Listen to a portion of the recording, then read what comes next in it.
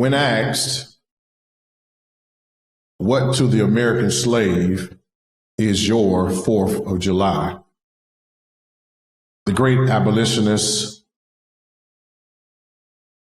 civil rights and social justice horn of hope, Frederick Douglass, answered July 5th, 1852 in an 18-page oration to cover the total span of the experience of being a slave in a country that became free, while it flourished from the labor of those they enslaved after receiving their liberty from Mother England. Frederick Douglass answers, and I quote, "I answer, a day that reveals to him, more than any other days in the year, the gross injustice and cruelty to which he is the constant victim. To him, your celebration is a sham, your boasted liberty an unholy license, your national greatness swelling vanity. Your sounds of rejoicing are empty and heartless. Your denunciation of tyrants, brass-footed impudence. Your shouts of liberty and equality, hollow mockery. Your prayers and hymns, your sermons and thanksgiving, with all your religious parade and solemnity, mere bombast, fraud, deception, impiety, and hypocrisy, a thin veil to cover up crimes which disgrace a nation of savages." We can be assured from his answer that he shocked his audience with his response. I believe, my brothers and sisters, that it was indeed one of the most powerful answers ever given in history as to how the slave views the 4th of July. We must learn to glean from this response the value that questions have in our lives and how powerful they are when asked with the right intentions. A good answer to a powerful question can change our destiny. Silicon Valley executive leadership coach, Ms. Stephanie Solar, says that powerful questions are open-ended and they ask with genuine curiosity. She suggests the following to begin a good coaching session. She said, questions. They build understanding. Ask questions to uncover what is important. Ask questions because they set directions. Ask questions to shift from what's wrong to what's possible. Questions, they shape our options. Ask questions to generate fresh ideas. And finally, she said questions, they define our next actions. Ask questions to clarify what should happen next. Whenever Jesus raises a question, there is always the element of eternal life coaching attached and taking place right in our midst. The master life coach and the master of life seeks to help us to always build our understanding, set our direction, help us to shape our option, and then guides us to define our actions. Bring me down on the gate just a little bit. In our text, we find the delicate features to the context that many times are overlooked. Often when we read or hear this text, the focus is on the storm, or the focus is on the faithlessness of the disciples, or their complaint to Jesus about his care in the midst of their storms, his ability to calm the storm in their midst, but we never hear any answers to the question that Jesus raised in this text. Where is your faith? This question is for someone here today because you might be asking yourself that same question, where has my faith gone? Many times we have faith in things, but it's hard to have faith in turbulent times. There are times that we feel like life is just a constant storm.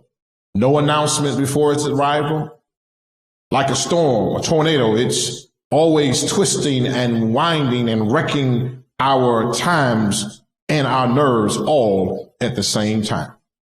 This pandemic, this hostile administration of the past who refuses to be quiet after he has lost an election, the uncertainty of what's ahead because we really don't know what's going to happen because of so much that has happened, makes you feel as though sometimes, my brothers and sisters, that your faith has fully vanished away. Even with Jesus being present with us, it can still appear that we have been forgotten, looked over, ignored, and even despised by the life storms that we encounter in all our lives. Storms come in many sizes. There are tornadoes of trouble, hurricanes of headaches. There are windstorms of worry and the hailstorms of headaches. There are thunderstorms of trials and there are tropical storms of tragedies. And after all the hail that we catch from day to day, from hour to hour, from minute to minute, it appears to you and to me sometimes that we feel as though we've just lost our faith. If you are in this room and online under the sound of my voice, you are either in one or three positions. You either in a storm, headed to a storm, or coming out a storm. And it doesn't matter if you say, Pastor, I'm in neither one of them. I want to tell you, keep on living because a storm will come your way. For many of us, we can testify that sometimes we've asked ourselves over and over again, Lord, what has happened to my faith? Well, my brothers and sisters, I want to tell you this morning, guess what? You are not alone in that thinking. Because the disciples in our text are on the boat with Jesus, and they got scared of a storm. And Jesus got up from a nap because he did get tired. The humanity of Jesus got tired, but the divinity of Jesus was from everlasting unto everlasting. They wake up the master and tell the master, bruh, you don't care what's going on? We about to drown out here, and you taking a nap? Jesus is so gangster that he gets up from his nap, his interrupted sleep. Have you ever had somebody interrupt your real good sleep? I'm talking about the kind of sleep that you was in a groove. You was gone, you was lost, you wasn't dreaming, you was sleep. It's called a deep sleep. You ever had somebody interrupt your deep sleep with something that was trivial in your perspective? It was troubling them, but it was trivial to Jesus. Because after all the time they spent with Jesus, they not only lost their faith, but they forgot about who they was hanging around. And Jesus says, rebuke the storm, break, calm, everything is cool. And you know, Jesus probably put his hand on his hip, both of them, and just kind of looked at him and said, where is your faith? Now, that's the sermon we're dealing with. But notice in the text, they never answered his question. They raised another question. And if you give me a chance a little while later on this year, I probably want to talk about that second question, because here they go. Who is this that even the wind and the sea obey his voice? They've been hanging out with him. They was at the wedding of Cana. They've seen him bless blind Bartimaeus. They've seen him stop funeral processions. They've seen him heal people and with it. They've seen all of this. And now that they're on a boat and they are no longer in control of the atmosphere, they trip because Jesus gets up out of his deep sleep and calms everything down. It appears that the disciples have misplaced their faith. Could it be that we have been guilty of the same thing because we place our faith in wrong places, wrong purposes, and with wrong pursuits? Could it be that we've misplaced our faith by mishandling our faith when we throw our faith aside and throw it away with worry? We forfeit our faith by believing untruths about who we are and what God has provided for us already. Are we guilty of misplacing our faith by misappropriating it, by investing our faith into cash and creature comforts and commodities that don't seem to cool or calm our nerves when life has gotten on our last nerve? Yet God is faithful, even when we are faithless.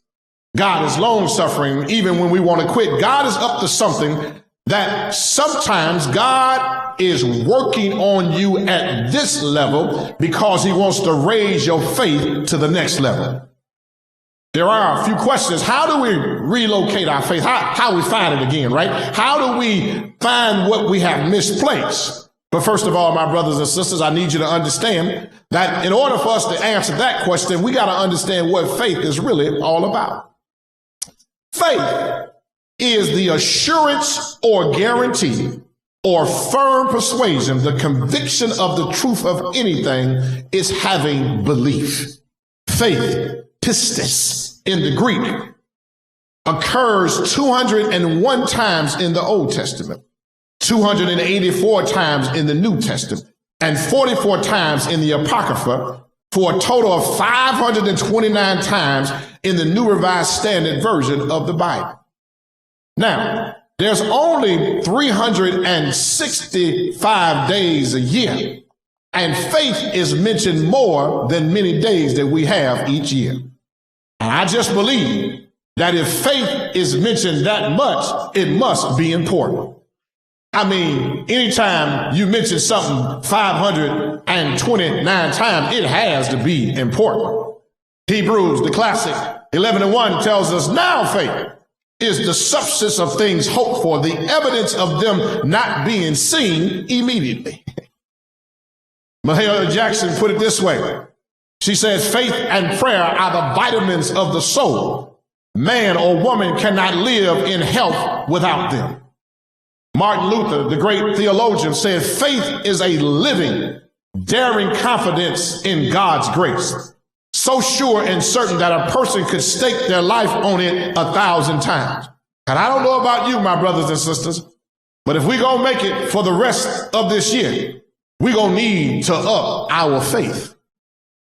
Faith is that activating energy to the promises of God. There are some things you're not going to get from God until you up your faith.